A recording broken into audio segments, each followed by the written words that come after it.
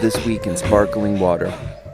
My name is Joachim Eriksson, and I'm the host of This Week in Sparkling Water, and this week we're trying something new. I'm bringing back video, and also I'm laying down. For some reason, I'm really into this idea of just, I have a space every week where I just sit down and just check in with myself and do a little bit of self-therapy and like for that to be laying down. I don't know. I'm into the idea. I don't even know if I think it's possible that this might not even work. There's something like our thoughts come out different when we are laying down. Like the meditation app that I've used a lot, it's called Waking App. It's called Waking Up. It's by this guy, Sam Harris. And in the guided meditations, he talks a lot about how the quality of attention changes when we sit up straight. And it's like, as I'm saying that, I'm like realizing that there is some like traditional handed down knowledge around that where teachers are like, sit up straight. Because there's something there. There's something real there where like when we sit up straight, our attention is like better. It's like more pointed. Whereas like when we lay down, that field of attention gets really wide and broad and diffuse. So I don't know if this really works. And also what it makes me think of is like, the worst feeling in the whole universe is when you're in a relationship and you live with your partner and you get in a fight when you're both in bed.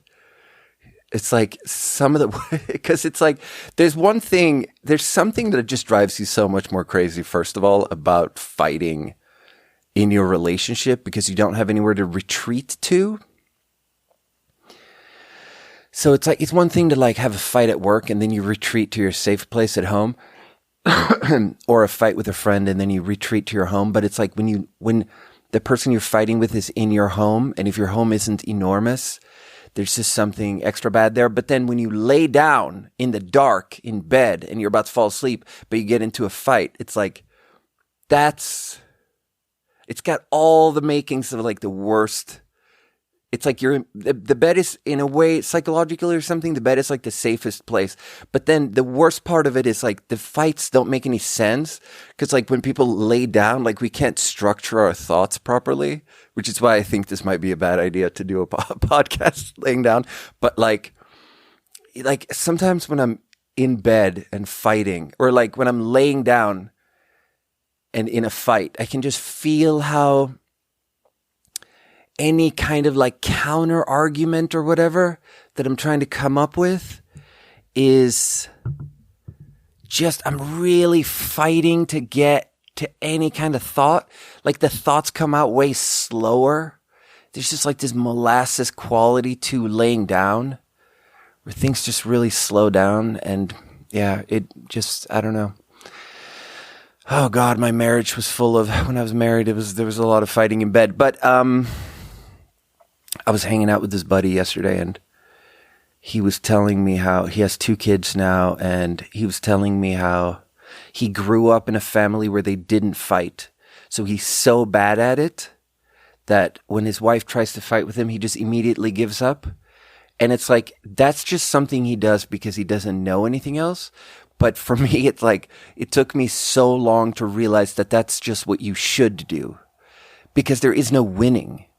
Like, even if someone says something to you that doesn't make any sense and it's not right, and there's like a logical hole in what they're doing, it's like, that doesn't matter. Like, you think it's good to shine a light on a logical hole of something someone is screaming at you when they're angry? Like, that doesn't help. The only way to win the war is to not fight the battle. You know, you just lose the battle on purpose, and then and don't hold a grudge about losing it either. It took me that I was like in my 30s when I realized that trying to be good at fighting is like not the right direction. You know, that's the wrong skill. And he was telling me how he never fights with his wife because he gives up immediately. And then he was telling me that even though they have kids and stuff, and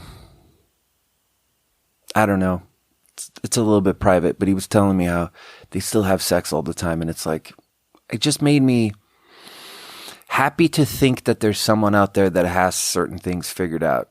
Because we were doing a sort of inventory of like ourselves and our own pasts and the people around us, where they're just people that have told us recently that they're breaking up or that the marriage is failing or whatever. And then you talk to them more and then they're like, yeah, and also we haven't had sex for like 6 years. And it's like, I think that's kind of true for a lot of people and we don't really know about it and stuff.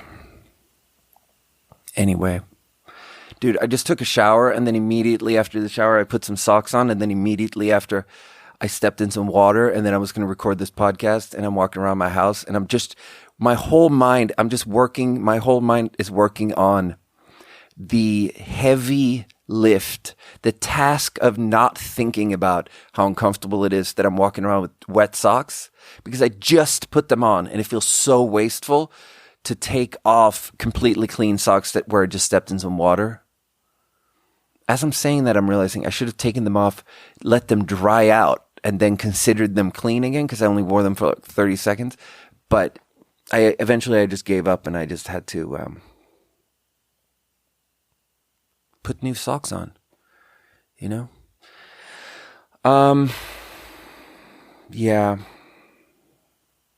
So the thing I wanted to talk about today was actually like, it's been like a year and a half since I talked to my buddy Luke.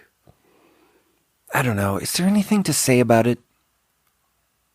I love him and I miss him, but I stopped talking to him because we would always get in these fights and it was really hurting my feelings. And one thing I never talked about on the podcast was our last fight. Our last fight was that I was seeing this girl and it's a longer story that I kind of actually talked about on the Amanda Anderson episode, but like I was seeing this girl and she got pregnant and we were thinking about how if it was possible for us to like start a family and stuff, and we were sort of like giddy and it was like a very weird positive time and we were just like with some trepidation preceding this idea of doing the whole thing, just doing a whole family, you know, kids, get a new car, you know, how do we move in together? Are we going to live together? Where are we going to live? How do we do this? Like, do we have enough money for this? And just carefully waiting as the months go by, because you don't want to tell everyone too soon and stuff. And then I was talking to my buddy Luke about it, and he asked me, "Hey, could I tell your friend Sebastian?" Now, Sebastian is like my oldest friend. Sebastian and me have been friends for 20 years, since I was more than 20 years. You know, since I was like 13. We grew up together in Sweden, and then we lived together in China for years, and then you know, we went back and forth to Sweden and China and stuff. And he's just my oldest, closest friend that I've had the most experience. Like closest is a weird word there because I don't actually talk to him that much. I talk to him now actually pretty much every week, which is more than normal. But we don't really talk about very serious or deep or intimate things. We just sort of like send a meme or he takes a photo of something and comments on it or whatever. It's very shallow, but it's fine. Like when you get to a certain age, I used to believe that all relationships must be like have a depth to them, and that I would get super disillusioned and start to panic and feel like something fake is going on if there's not depth, if we're not talking about deep stuff. But then when you get older, you realize that there's just different people and different friendships, and it's fine. It's fine. He's just like this very old friend, and there's this thing that no one can take away from us with, like, you know, being teenagers in Sweden and then being in our early 20s living together in Shanghai, and then like being back in Sweden in college together in our mid 20s, and then the next chapter, and then, you know, going to his wedding in China, and just so many chapters. And it's just fine. Like, I used to feel threatened when other people seemed like they were closer to him now, like I was losing him. But I realized that he'll just always be this friend of mine. And we're actually extremely dissimilar. And that's also fine. Because there's just something there that no one will take away from us, and it's just, we're just friends. And there's nothing there for me to worry about. And so Luke was asking me, hey, can I tell Sebastian that you're having a kid? And it's like, Sebastian doesn't have any kids. I don't have any kids. It's like the first time him and me in this 25-year friendship that someone brings up this, this thing. And it's like, kind of like when I told him that I was getting married, it's like we were always these people that had this like super immature emo vibe of being like, oh, I'm so crazy and emo. I'm not going to live to be 30, so no need to think about that. And then to present the idea that you're actually getting married and you're actually going to be a grown up and you're actually going to not die before you're 30 and I'm actually going to be a normal person now. And I'm actually going to take life kind of seriously. And that's like a big chapter. That's a big milestone. But then the kid thing is maybe an even bigger milestone or whatever. And so Luke asks me if he can tell Sebastian that I'm having a kid. And I'm like, no, bro, that's my guy, like I'm going to tell him. I'm looking forward to telling him this. It's a big, fun, interesting piece of information with a lot of emotion wrapped up in it, Like we used to be so emo 13-year-olds and now we're in our 30s, and to just be able to look out over the vista of how far we've come and how much better we're doing now, with just like sobriety and less self-destructive behavior and just less bad behavior, like less just making the world a worse place. Like we used to make the world a worse place, and now we are trying to be a little bit older than that, and we're trying to be more mature than that. And then Luke just told Sebastian anyway, even though I told him no. And it was just this thing where like it hurt my feelings. It really hurt my feelings because he just took that away from me. And I don't know, there's something about that that's universal that I think it's easy for anyone to understand, but I also feel embarrassed about that hurt my feelings because there's something like we're not supposed to care or whatever, but I cared and it hurt my feelings. And then Luke would do stuff like that every 4 months and I'd get mad at him and we'd have a fight for 3 weeks and then we wouldn't talk for 3 weeks and then we'd talk again. And then the few months would go by and he would do something again and I'd be mad again and we'd have a big fight and we never really reconciled anything and it never really got good. But really, I think it's an expression of a bigger problem. And the bigger problem is like that I'm this lonely person and I move around too much between countries and cities and stuff. So I never really have close friends where I'm at. And so when you do that too much, when you move around too much, you end up having all these friends that are like friends on your phone, people that are far away, and you video call them sometimes and you do voice messages. Americans don't do this. Americans are not on this train, but maybe this is not for the Americans, Everyone else, like Luke is a New Zealand guy in New Zealand,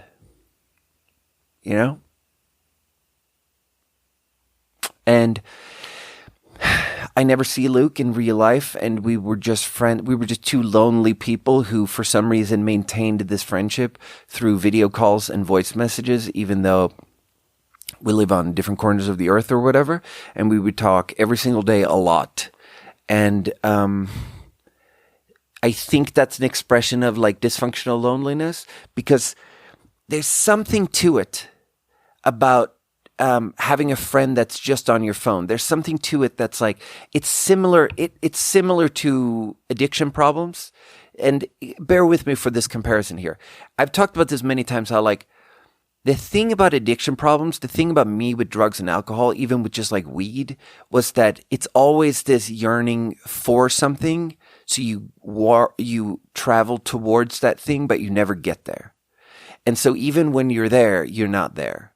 So the example that I've brought up on the podcast many times that really makes it clear to me is this one time when I was standing with two buddies. We're standing just in a circle smoking weed, and I have a doobie in my hand and I'm smoking weed and I'm super stoned, but I'm still not, I still don't get what I want from the experience, but I believe that weed can get me what I want.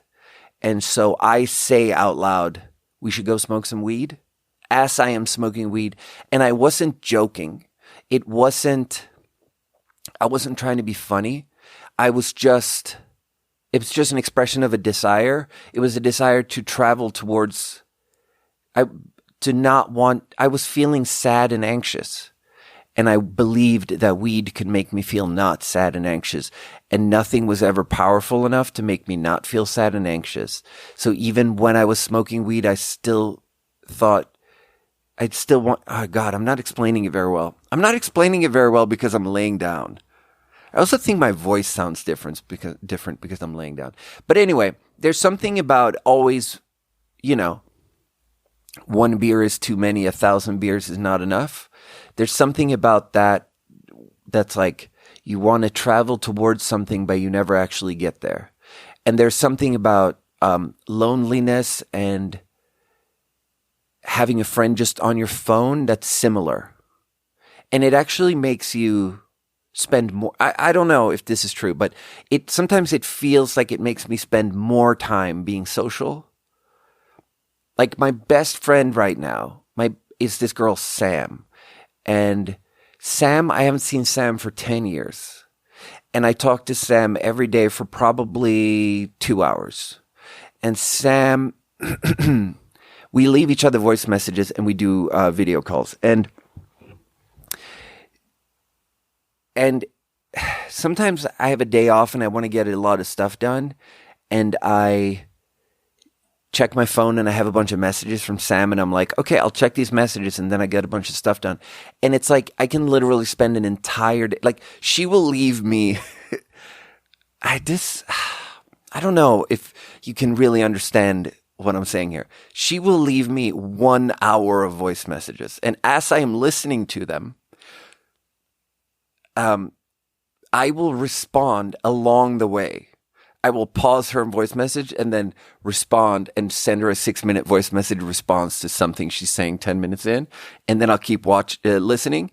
And it's like, I have many times talked about how there's something about voice messages that's actually the most structured way of talking about something because no one is getting interrupted because you're not interacting in real time. So you can fully flesh out your idea and give your idea exactly the amount of time it needs. I don't know why this feels so stupid. I feel so stupid right now. I feel so stupid like this doesn't make any sense. But the point is that like I feel lonely, so I listen to Sam's voice messages and then I can literally spend an entire day just listening to and responding to voice messages because I want connection, because I want human connection, because I like want to spend time with someone. But really, it's like if I just had a friend in real life, I could probably spend 2 hours with that friend in real life and get a sort of like the extrovert in me could be satisfied. But because it's not in real life, it's just sort of this, it's like the difference between porn and sex, like if you want sex, how much porn do you have to watch? And if you want 15 minutes of sex, maybe you have to watch 24 hours of porn. Like there's this, because it's this shallow, diet, shitty Kirkland signature version of the thing you really want, you need so much more of it. And because it never actually gets you there, you keep going forever. And that's like how it turns into like an addiction thing. And so the point I was really trying to make is like, there's something to it also where it doesn't really feel real. And it's not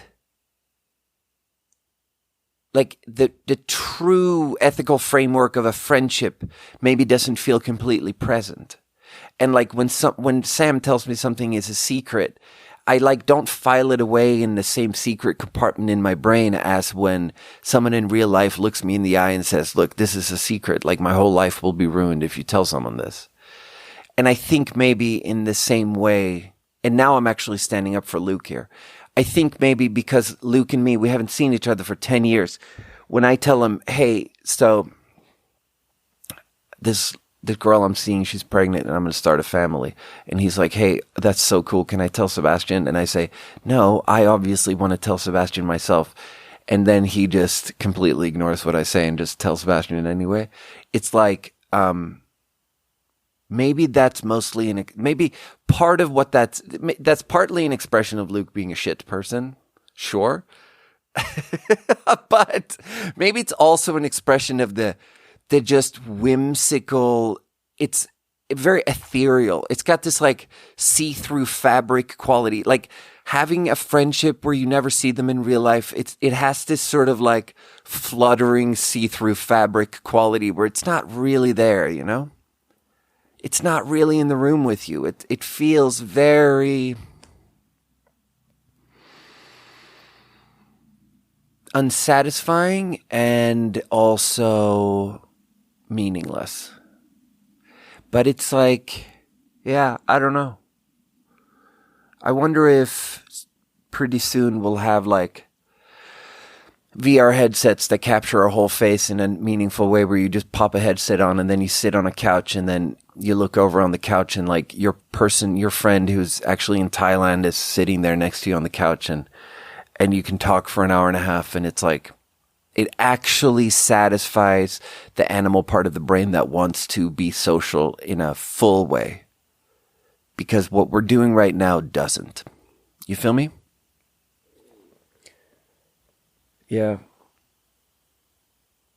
Anyway.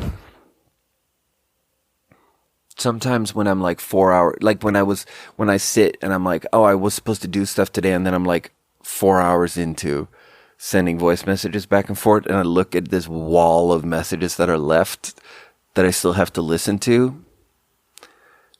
And I realize it's been 4 hours. It feels similar to whatever journey I'm on right now. I never actually get what I want from this journey. And it feels similar to how I smoked all the weed in the world and it never got me what I wanted. You know what I'm saying?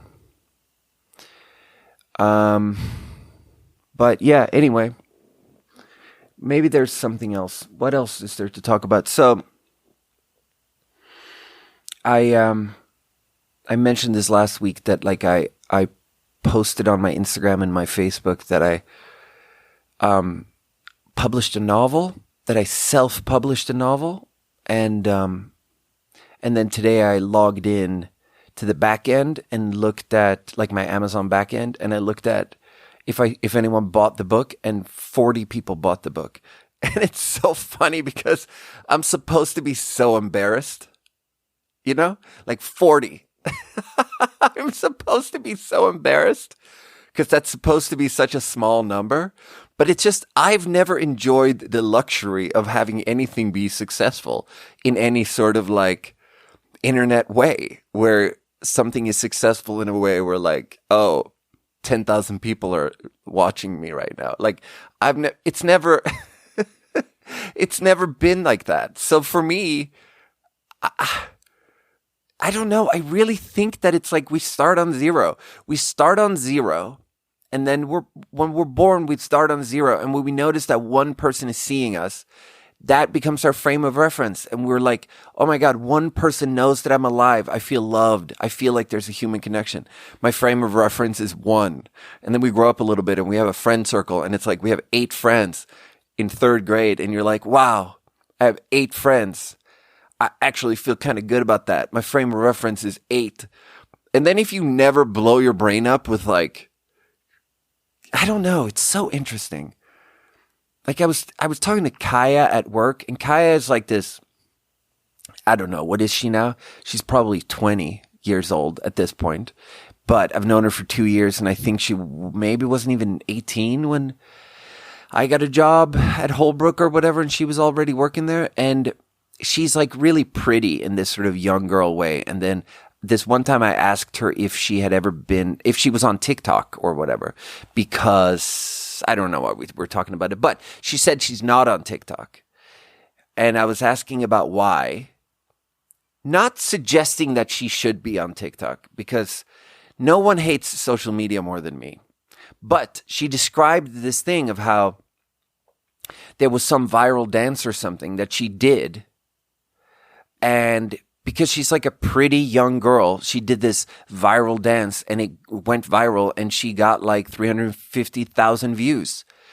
And she was sitting with the feeling of what that felt like and she didn't like it. So she deleted the whole thing. And I just felt so much respect for her in that moment, because it's like, what's cooler than being successful and choosing not to be? You know, because there's so many directions you can go with it when you have 350,000 people watching. Like, you can be like, all right, fuck it, I'm going to get a sponsor. You know, I'm going to get sponsorship. I'm going to do ads. You know, I'm going to keep riding this wave. But it's like that thing, that feeling that isn't for everyone, apparently. Whatever it feels like to have 300,000 people watching. Yeah, I don't know. I felt a lot of respect for her, because even though I'm probably 16 years older than her, there's something there where she is more well-adjusted of a citizen in the modern world, more adjusted than me. Because it's like, it's probably just better to not be on your phone a lot. And it's probably, like, what she did was probably really good for her. But like me, yeah, I don't know. Me, I don't think I don't think I would have the, like, I have addiction issues, you know, and my addiction issues are like about human connection. And I would get confused about what it means.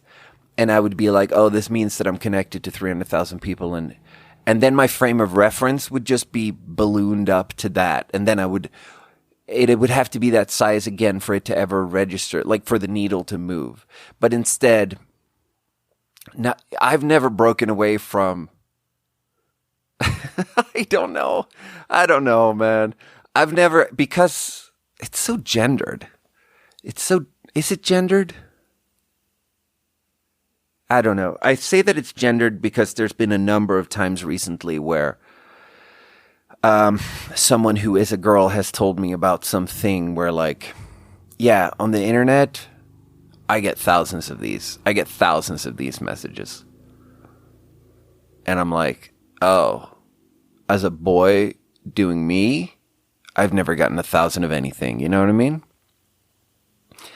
And then I'm out here like, there's about 90 people listening to the podcast every week. I'm real happy about that, because I've never known any number higher than, I've never felt, now I'm making myself feel bad about it. I'm making myself feel so bad. But somehow, I've never known any number bigger than 90. So that's my frame of reference. So when I put something out that you have to pay money for, and to go into the back end and have like, to see that like 40 people bought the book, I'm like, damn, that's so cool. I don't know. And I should feel like a loser. And now somehow I talked to myself. Somehow I started talking about it and I felt good about it. And then I brought up Kaya and now I feel like a loser somehow. I don't know. That didn't work out very well. This morning I woke up from a nightmare, which was that I was driving. I was in the back seat. We were in these snowy mountains. It looked a little bit like when I was driving to Yosemite. That's what the scenery looked like. And I'm on my phone and I'm looking at something about my audiobook that I put up. And I'm looking at it and I'm noticing that all the chapters are labeled incorrectly. So they are being played not in sequence, not in proper sequence. They're being played all random. Like the first chapter, like if you buy my audiobook, the first chapter that'll start playing is chapter 6. And then it's like some other chapter 3. And then it's chapter 1. And then it's chapter 10. And I'm looking at it like, oh my God, I fucking did it wrong. It's all these people are listening to it and it's not making any sense to them because it's wrong. And they thought I was doing something of like, oh, it looks like I'm trying to do something. In this moment, laying down, telling this story, I'm almost connecting more with the nightmare than with the reality of like that I am awake and that this is. Oh God, it's making my eyes tear up because it's like it's my biggest fear. Nightmares are just, aren't nightmares just a little listicle of your biggest fears most of the time? This is my biggest fear. My biggest fear is someone making fun of me for this. Oh, fuck. God, let's just sit with this feeling of fear for a second. My biggest fear is someone making fun of me for all the stupid shit. Like, my biggest fear is me posting the video of this episode on Instagram and someone commenting under it and going, "You're such a loser." That's my biggest fear. And so uploading my audiobook and doing it incorrectly is my biggest fear because it's the same fear, because it's like it reveals that there was no producer anywhere. It was just me doing it. And if I do it poorly, it's obvious that I did it and that I'm just a loser. And so, oh God, that made me feel so bad. So I was fearful that, oh God. Anyway. And so in the dream, I've uploaded it incorrectly. So all these people are listening to my audiobook and they're hearing it in a nonsensical order. And we're in the mountains. And my phone isn't working because I don't have reception. All I can see is it just loaded enough for me to know that it's uploaded wrong. And now I can't fix it because I'm in the mountains. Yeah, that's my biggest fear.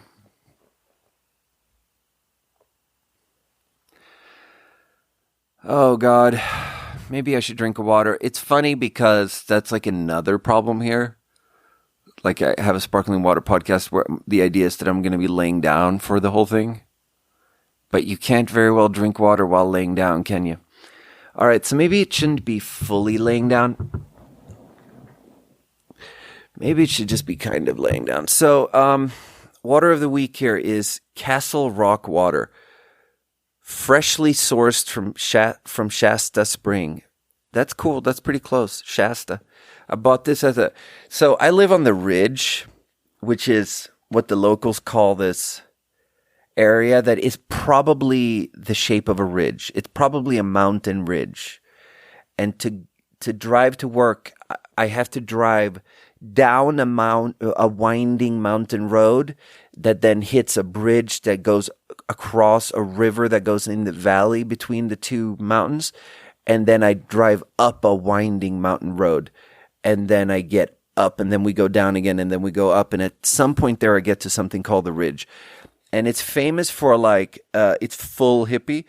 It's like super, super redneck hippie, off-grid, like super, super rural, small town with a lot of meth heads. But, so when I moved here, everyone was like, dude, you can't live there. You're not like that. But then it's actually nice up here. And it's actually super wholesome. And it's mostly a bunch of old people who are retired, like who used to be really hippie, but now they mellowed out a little bit. And now they're just kind of open-hearted, chill people. And then there's a grocery store here. And that's why I'm bringing this up. The grocery store up here. Like, this is fascinating to me as a Swede, because as a Swede before moving to America, this is the one part of oh God, I can make anything long-winded. Before moving to America, I was living in China for 10 years. And for many parts of that, I was a teacher. And when I was a teacher, I was mostly teaching English. And to get paid more, I always told people I was an American, even though I had only spent a total of 2 weeks in America one time. And so pretending to be an American in China, I always felt this feeling of, well, imposter syndrome is one word you could use for it. But it was more like actually being an imposter. It's not so much of a syndrome. It's just more like I was an imposter and I was kind of nervous about it. And I always felt this fear of being found out. So I would always try to know everything about America. And so I would frequently ask myself this question of like, what is it that Americans know that Swedes don't know that I have to find out and know so that no one, because sometimes you're out there and you're working for, your boss is Chinese, and most of your coworkers are Chinese, but maybe the boss, who's a Chinese guy, has an American friend, and maybe in the office you get introduced to this American friend and you do a little bit of small talk, and the guy is like, so where are you from? And then I have to, Swedish guy, only been in America 2 weeks ever. Swedish guy out here being like, yeah, I am from, and then you say a place name, right? So I went through a couple of different places that I pretended to be from. And like I would flesh out a backstory and stuff. And I had been to San Francisco because that's where my uncle lived. So I would pretend to be from the suburbs out there in San Francisco. But it's like there's a lot of words around it, like the Bay, Frisco. There's a lot of words that are like that are used and not used by people who are and aren't from there. Like you can really know, it's quite easy to see through someone, you know?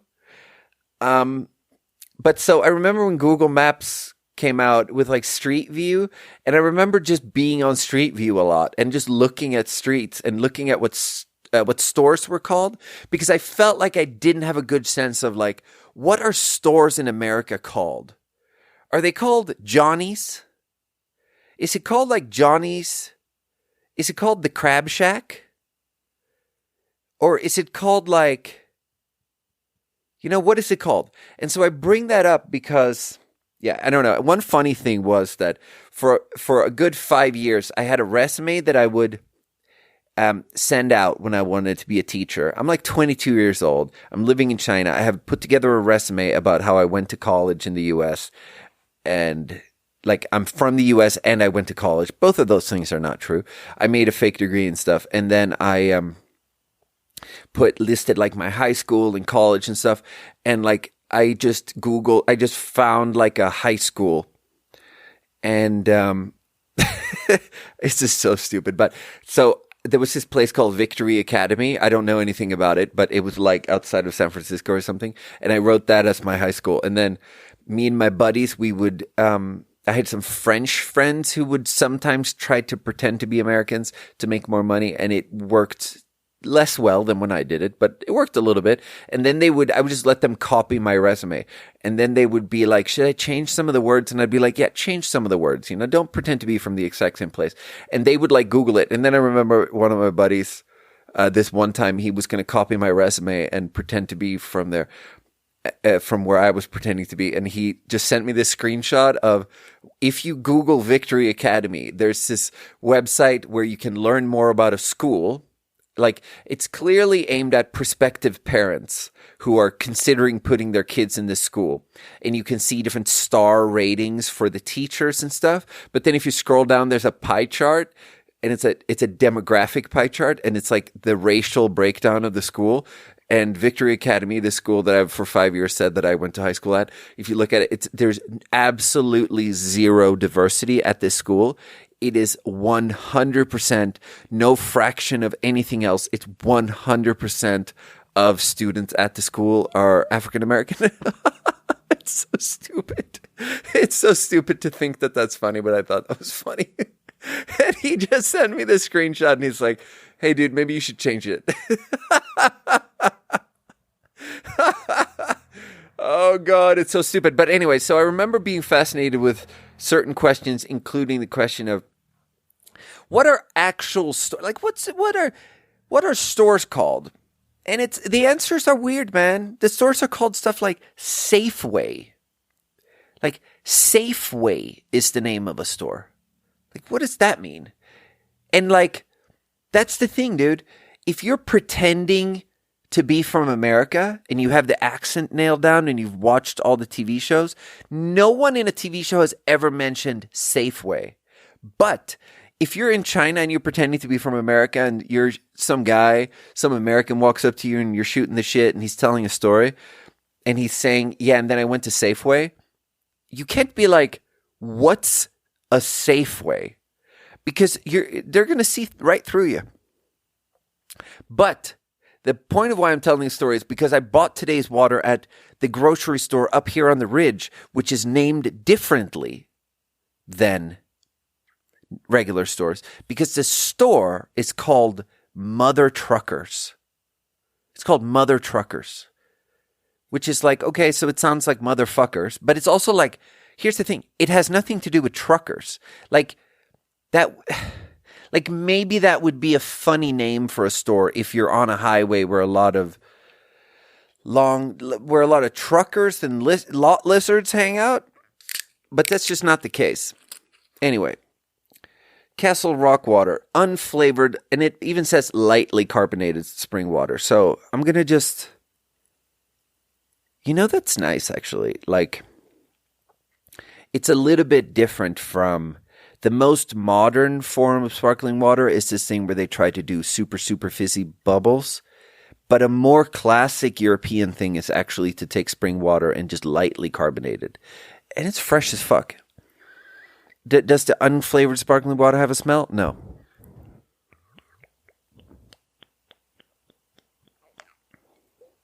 Yeah, dude. That's lightly carbonated, delicious sparkling water. I mean, it is nice because it's like a thick-ass fucking cool-shaped weird glass bottle that feels like an old medicine bottle or something. Yeah, man, that's a 10 out of 10. Shasta.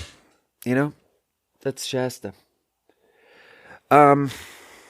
Yeah, I don't know, dude.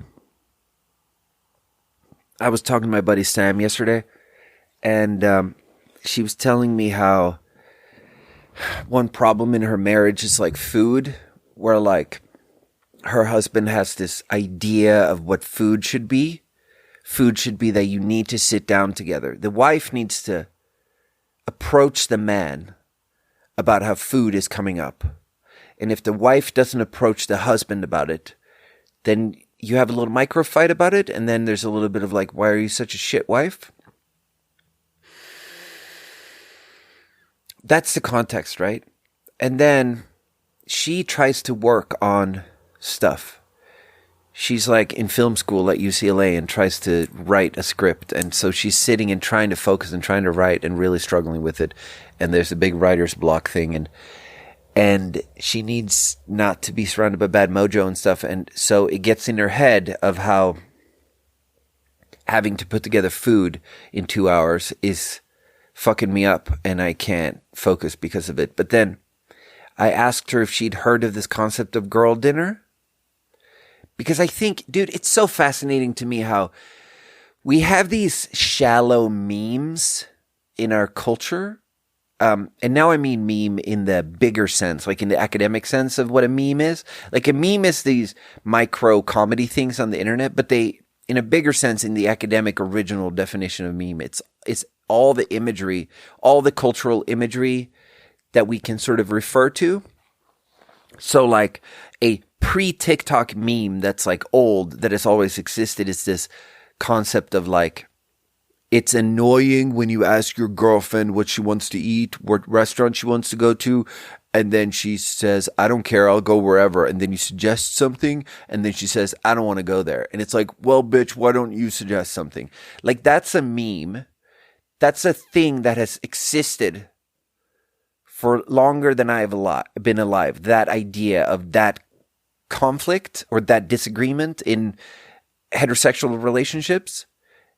That gendered thing of like women are finicky about, well, women are annoying about, from a male perspective, women are annoying about food because why can't they just decide? Or like if they say that they are cool with whatever because they don't really have a strong feeling, then what the fuck is this arguing when I suggest something?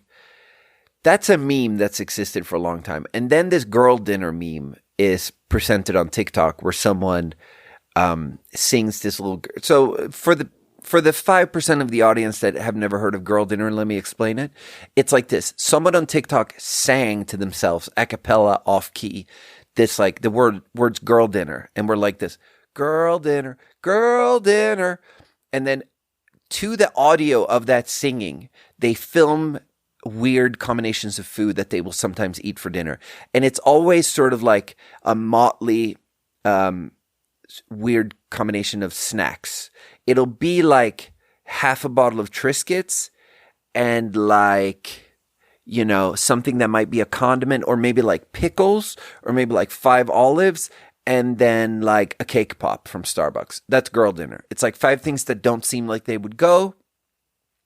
And it's people say that girl dinner, that it's about you eat it over the trash, over a trash can or whatever, but I don't think that's true. I think girl dinner, you can actually be self-respecting with girl dinner, and you can actually put it all on a plate and make it nice for yourself and prepare girl dinner and then go and sit in front of the TV and eat your girl dinner.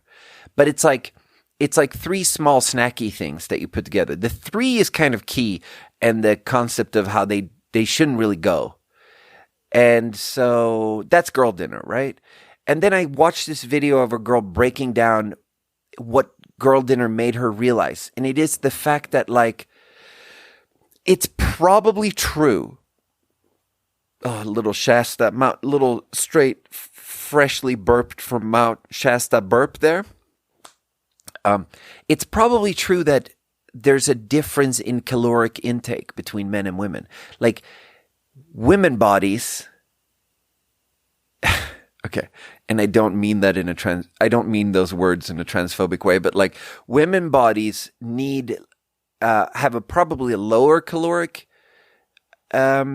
need and a lower protein need. Just an overall caloric need that's lower, and also women just need less protein. So like, when men have this idea of how they want real dinner, maybe the whole problem the whole time has just been like, women don't even really want real dinner because they fucking had 900 calories for lunch, so they're chilling, so they just want a little bit of food. I just think it's so interesting how we have these seemingly shallow memes in our culture about like, oh yeah, she can never decide what we're having, what restaurant she wants to go to, or the girl dinner on TikTok. But they like are suggestive of deeper, truer things in fucking relationships and human nature. And it's like Sam and her husband, they have these fights about food. And it's like,